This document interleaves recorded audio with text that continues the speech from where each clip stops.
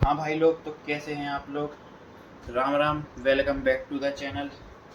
तो आज आप लोग सोच रहे होंगे मैंने welcome back to the new blog क्यों नहीं बोला, क्योंकि आज की वीडियो थोड़ी सी अलग होने वाली है, थोड़ी सी इन्फॉर्मेटिव कंटेंट होने वाला है। मुझे लगा कि ये बनाना थोड़ा सा ज़रूरी है, क्योंकि बहुत सारे लोग मतलब आजकल नई नई ट्रिप पर जाते हैं, और ख़ास करके आजकल लद्दाख का क्रेज़ बहुत तेज़ी से बढ़ रहा है लोगों के बीच में। तो हम लोग, जैसे कि आपको पता होगा कि हम लोग कुछ दिन पहले अभी लद्दाख विज़िट करने गए थे अपनी प्राइवेट कार से, मतलब अपनी कार से गए थे हम लोग अपने होम टाउन से। तो जर्नी हम लोग के अराउंड रही होगी 1500 किलोमीटर समथिंग, मतलब जाना था और वही आना था। लौट के हम लोग जम्मू कश्मीर वाले रूट से आए थे, तो उस वजह से वो 400 किलोमीटर थोड़ा सा एक्स्ट्रा पड़ेगा कि बताना चाहिए, क्योंकि वहाँ पे बहुत सारी चीज़ें ऐसी होती। अब जैसे नए नए लोग जाते हैं, हम लोग जैसे मतलब कम एज के लोग जाते हैं, तो हम लोग को नहीं पता रहता फर्स्ट टाइम जाते हैं। तो भाई हम लोग की जर्नी स्टार्ट होती है 12 जून को। हम लोग 12 जून को ललितपुर से निकलते हैं, पहला स्टे लेते हैं नोएडा में, फिर वहाँ से जाते हैं सीधा कुल्लू में। अब लेकिन भाई जैसे ही कुल्लू पहुँचते हैं तो थोड़ी नई नई चीज़ें पता चलना चालू होती हैं। भाई जिस होटल में हम लोग स्टे कर रहे थे, तो वहाँ का जो मतलब ओनर था, उसने बोला कि आप लोग प्राइवेट व्हीकल नहीं ले जा सकते लद्दाख में। तो हम लोगों ने कहा क्यों। हम लोगों ने कहा इतने सारे यूट्यूबर्स वगैरह हैं और भी कई लोग हैं हम लोग की पहचान में जा चुके जो पहले, तो वो लोग कैसे लेके गए। तो भाई वो ऐसी ऐसी बातें करने लगा। अब हम लोग को इतनी नॉलेज भी नहीं थी। फिर उसके बाद हम लोग को मनाली भी निकलना था, तो हम लोग मनाली चले गए। अब वहाँ पे किसी ने बताया कि भाई रोहतांग पास से जाना है। हम लोग को अटल टनल के बारे में नॉलेज तो थी, लेकिन ये नहीं पता था कि अटल टनल के लिए कोई पास मतलब नहीं लगता।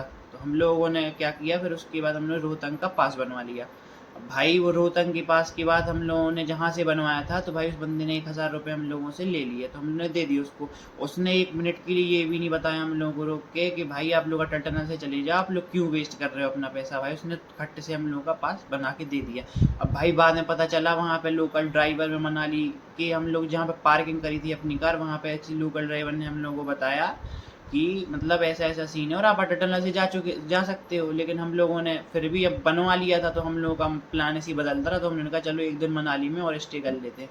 भाई मनाली में हम लोगों ने स्टे किया।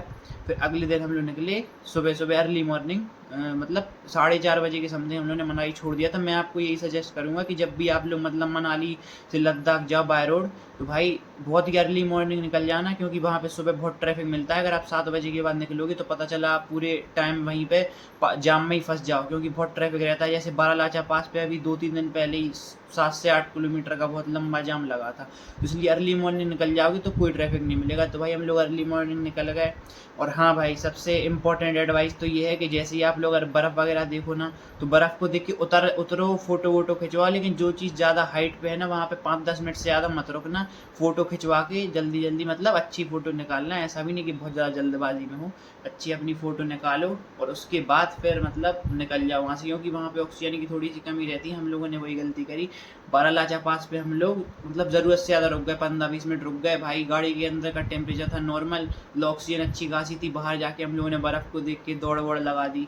उसके बाद फिर अंदर आए तो भाई ऑक्सीजन की थोड़ी सी कमी हो गई। और हाँ भाई, मैं डायमॉक्स टैबलेट अपने साथ लेके ज़रूर जाना, सेफ्टी कंसर्न के लिए, क्योंकि भाई अब भरोसा नहीं है कहाँ क्या ज़रूरत पड़े, क्योंकि हम लोग को वहाँ खानी पड़ गई थी डायमॉक्स बस। लेकिन डायमॉक्स में एक नुकसान ये है कि आपको मतलब उससे वॉशरूम बार बार मतलब जाना पड़ेगा। और सबसे बड़ी चीज़ ये है कि उससे बॉडी पूरी लाइट हो जाती है, मतलब बहुत लाइट वेट, मतलब आपको कुछ फील ही नहीं होगा आपकी बॉडी में कुछ हैवी। मतलब हम लोगों को थोड़ी सी इससे प्रॉब्लम हो गई थी। अब बाकी आपका पता नहीं, क्योंकि मतलब बहुत सारे लोगों की हेल्थ भी अलग अलग रहती, हर चीज़ है, मेडिकल कंडीशन भी अलग अलग रहती, तो मतलब। और भाई एक एडवाइस मैं मतलब बहुत ही इम्पोर्टेंट देना चाहूँगा सबको, कि जो लोग जैसे स्मोकिंग वगैरह करते हैं, ड्रिंक करते भी हैं, मनाली तक आपकी चॉइस है, क्योंकि हम लोगों में से 4 लोगों में से तो कोई ना स्मोक करता था ना ड्रिंक करता था, और ड्राइवर भी नहीं, मतलब हम लोग का ऐसे ही मतलब अच्छा ही था, उसने कुछ नहीं किया। लेकिन आप लोग अगर करते हो ना, तो भाई मतलब लद्दाख निकलने के एक दिन पहले से मत करना, क्योंकि अगर जो स्मोकिंग करते हैं ना वहाँ पे मतलब मनाली से ले जाते टाइम, एक तो पूरी 300-350 किलोमीटर तक पूरी ऑफ रोडिंग है प्रॉपर, मतलब खड़ी चढ़ान है। ऊपर से आपको प्लेन रोड भी तब मिलेगी जब लद्दाख मुश्किल से आपको ये समझ लो 80-90 किलोमीटर बचेगा, आपको तब प्लेन हाईवे मिलेगा। ऊपर से वो इतनी ज़्यादा हाइट पे है ना कि आपको अगर स्मोकिंग वगैरह करते हो तो लंग्स को थोड़ा सा मतलब बॉडी में ऑक्सीजन पंप करने में प्रॉब्लम हो सकती है, इसलिए भाई स्मोक उस रास्ते पे तो मत करना। और मैं तो इनफैक्ट यही बोलूँगा कि जब जब तक आप लेह में रुको या वहाँ के आसपास ही कोई भी प्लेसेस विजिट करो, चाहे खारदुंगला जाओ, चाहे चांगला से होते हुए पेंगोंग लेक चले जाओ, चाहे नुब्रा वैली, स्मोकिंग मत करना उधर पे, क्योंकि प्रॉब्लम हो सकती है। भाई तो बस ऐसे ही करते करते हम लोग मतलब जैसे तैसे करके बहुत ही हालत ख़राब हो गई थी हम लोगों की, ऑक्सीजन की कमी की वजह से भी, और थक भी गए थे भाई। अब वो लगातार आप सोचो इतनी ऑफ रोड पे गाड़ी चलेगी, तो हम लोग मतलब चलते गए पहुंच गए। लेकिन मैं आपको ये भी सजेस्ट करूंगा कि अगर किसी को जैसे एस्थमेटिक पेशेंट है, वैसे तो अस्थमेटिक पेशेंट को उधर पे जाना ही नहीं चाहिए मेरी हिसाब से, तो क्योंकि वहाँ पे ऑक्सीजन की हो जाती है कभी कभी, क्योंकि सिर्फ पांग एक जगह है वहाँ पे हम लोगों को मतलब पूरे 400 किलोमीटर की हम लोग की जो जर्नी थी मतलब मनाली से लेह की, उसमें पूरे रास्ते में सिर्फ वो एक स्टॉप दिखा था, क्योंकि वहाँ पे बहुत सारी बाइकर्स और बहुत सारी कार्स रुकी थी। लेकिन हम लोग को ये नहीं पता था कि वो इतनी ज़्यादा हाइट पे वो था, कम से कम 15,500 फीट की समथिंग की हाइट पे था वो, मतलब 15,000 तो कुछ था ही। अब उसके बाद हम लोग को इतना नहीं पता था, तो हम लोग उतर गए भाई वहाँ पे। फिर एकदम से ऑक्सीजन की कमी हुई, क्योंकि 400 किलोमीटर तक तो ना तो आपको एक भी पेट्रोल पंप मिलेगा, तो भाई अपना पूरा टंकी फुल या आप करवा के जाना। अगर आपकी गाड़ी बड़ी है, जैसे हम लोग फॉर्च्यूनर से गए थे तो 80 लीटर का टैंक है, तो वो तो चल जाता है। लेकिन अब जैसे आप छोटी गाड़ी से जा रहे हो, अपनी सेडान जिससे भी जा रहे हो, तो आप मतलब अपने साथ या तो डीजल या पेट्रोल जो भी आपकी गाड़ी है उसका कैन वैन आप साथ में लेके चल रहे हो, कि आपको 400 किलोमीटर तक कुछ नहीं मिलेगा, क्योंकि आपको मनाली के बाद अगला पेट्रोल पंप सीधा मिलेगा फिर क्या कहते हैं लेह में जाके, उसके बाद आपको नहीं मिलेगा, उसके पहले नहीं मिलेगा आपको। बस उसी के साथ हम लोग फिर उतर गए वहाँ पे पांग पे। तो वहाँ पे हम लोग को थोड़ी सी प्रॉब्लम हो गई थी, इसलिए जो एस्थमेटिक पेशेंट है वो तो जाए नहीं। और अगर आपके साथ में कोई ऐसा पर्सन है भी कि जिससे थोड़ी सी मतलब एंजाइटी भी होती है भाई कई लोगों को पहली बार ऐसी जगह पे जाने में, तो आप ऑक्सीजन सिलेंडर लेके जाना। वहाँ पे कुछ दिक्कत हो जाएगी तो आप फिर कुछ कर नहीं पाओगे, क्योंकि वहाँ पे कुछ नहीं है और पूरी ऑफ रोड रास्ता है और बहुत सिंगल रोड है। वहीं से अब आप सोचो ट्रक भी जा रहे हैं, वहीं से आपकी कार को भी निकलना है, वहीं से हर आदमी जा रहा, सिंगल रोड है प्रॉपर। तो भाई हम लोग जैसे तैसे करके थक के पहुँच गए ले। तो हम लोग को पहले ही से बोल दिया था सबने कि आप लोग जाके मतलब सीधा रेस्ट कर लेना, क्योंकि उसके मतलब आपकी हालत ही नहीं बचेगी घूमने लायक, क्योंकि वहाँ पे आपको एकोमोडेशन में भी थोड़ा ढूंढने में टाइम वाइम लग जाएगा, और वहाँ के आपको टेम्परेचर वगैरह नेचर वगैरह अडेप्ट करने में थोड़ा सा समय लगता है बॉडी को। तो बस आप लोग 24 घंटे के समथिंग रेस्ट कर लेना, फिर अगले दिन आप लोग जाके लोकल ले पहले से विजिट कर सकते हो। जैसे अपना हम लोग सबसे पहले ले पैलेस गए थे, फिर शांति स्तूप गए थे, हॉल ऑफ फेम गए थे। हॉल ऑफ फेम का खैर वो बंद हो गया था, लेकिन उसका लाइट एंड साउंड शो चलता है रात को 7 से 8 बजे तक, तो आप लोग वो जाके विजिट कर सकते हो। काफ़ी अच्छा लाइट एंड साउंड शो था, लेकिन वो खैर हम लोग अगले दिन गए थे, क्योंकि उस दिन वो मतलब हम लोग की टिकट शायद सोल्ड आउट हो गई थी या कुछ ऐसी कुछ हुआ था, मुझे याद नहीं है इतना। आप पत्थर साहिब जा सकते हो, बोले से 24 किलोमीटर दूर है, मतलब बगल ही में, ज़्यादा दूर ऐसा है नहीं। फिर भाई अगले दिन हम लोग को जाना था पेंगोंग लेक भाई। तो अब वहाँ पे लोकल में काफ़ी होटल वालों ने हम लोगों से बोला कि सर आप लोग यहाँ पे प्राइवेट व्हीकल ले तो जा सकते हो, लेकिन आपको पास लगेगा। अब हम लोगों को भी लगा कि यार भाई इतनी दूर आए हैं, मान लो अगर किसी ने रोक लिया फिर तो पास तो बनवाना जरूरी है। तो भाई हम लोगों ने एक दुकान वाले के पास गए, तो उसने हम लोगों का 2,500 का पास बना दिया, 450 या ऐसी 500 रुपये मान लो पर पर्सन लेके उसने हम लोग का 5 लोगों का पास बना दिया पर आदमी का नाम लेके। लेकिन भाई मुझे तो ये आश्चर्य हुआ कि पूरे ले में हम लोग मतलब घूमते रहे, चांगला पास से निकले, पेंगोंग ले घूम के लौट भी आए, लेकिन भाई फिर भी कोई पास उन्होंने मतलब किसी ने चेक ही नहीं किया पूरे रास्ते पर। अब मुझे इतना मतलब पक्का पता नहीं है कि वो चेक होता भी है कि नहीं हो सकता, शायद हम लोग खारदुंगला नुब्रा वैली नहीं गए थे, क्या पता वहाँ पे होता हो।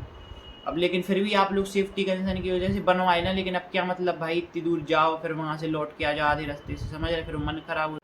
और भाई मोस्ट इम्पॉर्टेंट थिंग, आप लोग जब मतलब लद्दाख की जर्नी अपनी स्टार्ट करोगे, मतलब मनाली से लेके लद्दाख जब भी पहुंचोगे और लद्दाख पहुंच भी जाओगे, तो भाई आपको बहुत सारे ऐसे लोग मिलेंगे फ्रॉड करने के लिए, आपको पागल बनाने के लिए कि सर ऐसा पास लगता है वैसा पास लगता है। हाँ कुछ पास होते हैं नेसेसरी, और लेकिन कुछ नहीं भी होते हैं। लेकिन कुछ लोग आपको अननेसेसरी बेवकूफ़ बना सकते हैं, जैसे वो लोग भाई बाहर की गाड़ी का जैसे नंबर देखते हैं तो मतलब वो तुरंत तेज़ी से मतलब हम लोगों को मतलब कैप्चर टाइप करने की कोशिश करते हैं हम लोग को पागल बनाने के लिए कि सर आप ऐसा पास ले तो आप यहाँ पहुँच जाओगे। लेकिन मेरे ख्याल से तो हम लोग का पेंगोंग लेक में तो नहीं लगा था पास, तो आपको पेंगोंग लेक तक जाने के लिए तो कोई पास की ज़रूरत नहीं है। अब नुब्रा वैली और खारदुंगला का हम लोग गए थे, तो मुझे श्योरिटी इतनी है नहीं, आप लोग मतलब पता कर लेना और वहीं पे आपको। लेकिन जहाँ तक है मेरे हिसाब से नुब्रा वैली और खारदुंगला का बनवा लीजिएगा, क्योंकि खारदुंगला काफ़ी ज़्यादा हाइट पे है, 18,000 समथिंग कुछ पे है, तो इतनी दिक्कत हो सकती है भाई बहुत से लोगों को नहीं भी होती। हम लोग को भी ऐसी कोई बहुत मेजर प्रॉब्लम तो नहीं हुई थी, लेकिन हाँ हल्की फुल्की मतलब दिक्कत होती है वहाँ पे। मतलब आप ये समझ लो कि अच्छा फिट आदमी भी जो था, मैं देख रहा था अपने आसपास नोटिस कर रहा था, वो भी 4 कदम चलने पे मतलब उन लोगों की भी सांस फूल जा रही थी। हम लोगों ने भी जब हम लोग पेंगोंग लेक जा रहे थे तो हम लोगों से भाई किसी ने ये बोल दिया कि पेंगोंग लेक पे बहुत कम ऑक्सीजन है, वहाँ पे दिक्कत हो जाती। लेकिन वो चीज़ मुझे इतनी सच नहीं लगी, क्योंकि पेंगोंग लेक पे अच्छा लगता है, इतनी कोई बहुत कम ऑक्सीजन नहीं है कि आपको बिल्कुल ही बहुत ज़्यादा दिक्कत पड़ जाए। हाँ, चांगला वगैरह पे थोड़ा सा इशू हो सकता है, क्योंकि वहाँ पे हम लोग जब सुबह निकल रहे थे 8 बजे के समथिंग, वहाँ पे स्नोफॉल भी हो रही थी और टेम्परेचर भी कम था, तो हो सकती है, लेकिन हम लोग को इतनी प्रॉब्लम नहीं होती। लेकिन उसी वजह से हम लोगों ने भाई एक दिन पहले ऑक्सीजन सिलेंडर रख लिया था। अब वो पर्सन टू पर्सन वेरी करता भाई, अगर आपके ग्रुप में कोई है ऐसा, या आप ही को कुछ प्रॉब्लम है, तो आप वो पास मतलब सॉरी ऑक्सीजन सिलेंडर रख सकते हो अपने साथ में, वो आपको ही काम आएगा। वहाँ पे मान लो कुछ प्रॉब्लम हो गई तो आप कुछ नहीं कर सकते हो, कि वहाँ पे भी कुछ नहीं है, ना नेटवर्क आता, ना आप किसी को कॉल कर सकते, ना कुछ। वहाँ पे जब पेंगोंग लेक पहुँचोगे तब वहाँ पे आपको वहाँ आर्मी वाले लोग जरूर मिल जाएंगे हेल्प करने के लिए, लेकिन उन्हें भी आपको मतलब थोड़ी वो टेम्पररी ट्रीटमेंट ही दे सकते हैं आपको। उन्हें अगर ज़्यादा कुछ मेजर हो गया तो आपको मतलब वो लेके जाएंगे, वहीं पे हो सकता। और पेंगोंग लेक भी ऐसा ज़्यादा पास नहीं है, लद्दाख से थोड़ा दूरी में, तो 150 से 200 किलोमीटर के समथिंग का रास्ता है। पेंगोंग लेक भाई बहुत सुंदर जगह है, जब भी जाओ लद्दाख तो एक बार विजिट जरूर करना। तो भाई अब आता है हम लोग का लौटने का सीन। भाई तो लौटते टाइम हम लोगों ने बोला कि अब इतने रूट तो एक्सप्लोर कर ही लिए हैं, तो भाई अंशुमन भाई और इन लोगों ने सबने मतलब उन्होंने मिलकर डिसाइड किया एक काम करें, चलो हम लोग श्रीनगर वाले रूट से चलते हैं। वो पूछो क्यों? क्योंकि वहाँ के लिए हम लोगों को बोला था लोगों ने कि बिल्कुल प्लेन रोड है। अब भाई वास्तव में प्लेन रोड तो वो है, और क्योंकि हम लोग वहाँ मनाली से जो ले वाली जो रास्ता आए थे भाई वो बहुत ज़्यादा ख़राब थी, तो हम लोगों ने सोचा कि यार फिर ख़राब रास्ता में जाएंगे फिर दिक्कत होगी, तो हमने सोचा चलो नया रूट भी एक्सप्लोर हो जाएगा और आराम से पहुँच भी जाएंगे। लेकिन भाई वो चीज़ हम लोगों की जम्मू पहुँचने के बाद भाई वो नाइटमेयर में साबित हो गई। अब आप ये बात सोचो, हम लोग की गाड़ी सुबह 9:30 बजे लेह से स्टार्ट हुई है, सीधी अगले दिन जाके वो रुकी जालंधर में। फिक्स 12 या 12.5 घंटे के बाद वो गाड़ी सीधी जाके रुकी जालंधर में। अब सोचो ऐसा क्यों हुआ? भाई हम लोग जैसे जम्मू के आगे निकले, पहली बात तो देखो कश्मीर भाई बहुत सुंदर जगह है, लेकिन भाई रिस्की भी उतनी है, क्योंकि भाई हम लोग जब जोजिला पास से निकल रहे थे भाई वो सब लोग कहते हैं कि इंडिया का डेडलीस्ट पास है। मैंने यूट्यूब पे भी पहले कई वीडियोस देख रखी थी जाने के पहले, तो भाई अब था भी थोड़ी सी अंदर से क्यूरियोसिटी भी थी कि क्या है ऐसा डेडलीस्ट। भाई उस दिन वो डेडलीस्ट ही हो जाता भाई। जस्ट आगे हम लोग एक लैंडस्लाइड हुई थी, एक सुमो कार के ऊपर एक पत्थर गिरने से बच गया था। अगर वो पत्थर गिर जाता ना तो भाई पूरी गाड़ी पलट जाती। इसलिए भाई जोजिला पास से थोड़ा सा मतलब आप लोग सावधानी से आना, क्योंकि भाई बहुत ही पतली रोड है और खड़ा पहाड़ काट के उन्होंने रोड बनाई भाई। तो क्या कहते हैं वो ऐसा सीन रहता कि वो सीमेंटेड ब्लॉक डाल के उन्होंने रोड बनाई थी, उस पर गाड़ी के टायर की ग्रिप अच्छे से नहीं बन पाती, इस वजह से। तो आप लोग वहाँ से थोड़ा संभल के जाना जोजिला पास से। खैर वहाँ पे टनल का काम तो चल रहा है, तो 1-2 साल में टनल से मतलब वो आना जाना चालू हो जाएगा। तो उसके बाद भाई फिर जम्मू से हम लोग जैसे ही आगे निकले हैं भाई एक ट्रक का जाम मिला। कम से कम वहाँ पे वो था कम से कम 7-8 किलोमीटर लंबा जाम। तो भाई हम लोग को लगा कि थोड़ी देर में क्लियर हो जाएगा, क्योंकि हाईवे पे इतने लंबे जाम खैर लगते नहीं है। भाई ट्रक वाले से पूछा तो वो बोलने लगा कि सर वो तो 2 दिन बाद खुलेगा। हम लोगों ने कहा नहीं, हम लोग घर पहुँचना तो ज़रूरी है। तो भाई फिर हम लोगों ने जैसे तैसे डिवाइडर के उस पार उतारी फॉर्च्यूनर, मतलब बहुत सारी जद्दोजहद करने के बाद भाई फिर हम लोग फिर एक सिटी में कहीं पे घुसे, शायद रामबन में घुसे थे। हाँ रामबन में हम लोग जम्मू कश्मीर के अंदर घुसे थे भाई। तो वहाँ पे और लंबा जाम लगा था, ऊपर चढ़ाई भी थी। खैर थी प्लेन रोड, इतनी कोई दिक्कत वाली बात नहीं थी। तो भाई वो एक सरदार जी हम लोग को मिले, आप मेरे ब्लॉग में देख सकते हैं पूरा, वो मैंने हर चीज़ रिकॉर्ड करके डाली। तो भाई सरदार जी ने बोला उसमें कि भाई हम लोग तो 5 दिन बाद यहाँ पहुँचे हैं। तो भाई जैसे तैसे हम लोग डरे भी हुए थे कि भाई फंस ना जाए कहीं, और ऐसी मतलब बिल्कुल न्यू स्टेट में है। अगर ऐसे पुराने रूट से आते तो अपन को पता रहता कि कहाँ से आना कहाँ से। हम बिल्कुल नए रूट पे जा रहे थे तो कुछ पता भी नहीं था, कि फंस जाते तो क्या करते हम लोग। फिर भाई हम लोगों ने सोचा कि अब देखो रुकने से तो कुछ मतलब है नहीं कहीं पे, इसलिए रात भर हम मतलब गाड़ी चली भाई हम लोगों की कंटिन्यूसली चलती रही। फिर सीधे अगले दिन जाके जालंधर में रुकी बस। फिर इसलिए तो भाई मैं तो यही रिकमेंड करूंगा कि आप लोग अगर किसी भी रूट पे जाइए, अगर उस रूट पे तो जाओ भाई। तो हम लोगों से और एक बहुत बड़ी गलती ये हुई थी कि जो मतलब गाड़ियां रहती ना उनका रूट एक अलग से नीचे से कट जाता, तो हम लोग वो रूट स्किप करके बहुत आगे निकल आए। तो हम लोग आ गए थे भाई वो ट्रक वाली रूट पे। तो वहाँ पे चेकिंग की वजह से, एक तो क्या है वो जम्मू कश्मीर और पठानकोट मतलब यानी पंजाब का बॉर्डर लगता, तो वहाँ पे बहुत चेकिंग होती सिक्योरिटी इशूज़ की वजह से।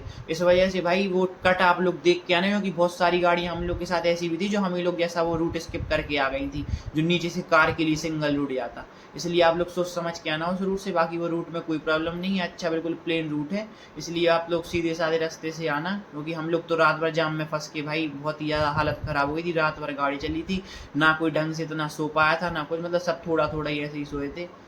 तो भाई जितनी इन्फॉर्मेटिव चीज़ें मुझे लगी तो मैंने आप लोगों को बता दी। अगर कुछ थोड़ा बहुत छूट जाए भाई तो माफ़ कर देना। तो भाई मिलते हैं अब अगले ब्लॉग में। जय श्री राम।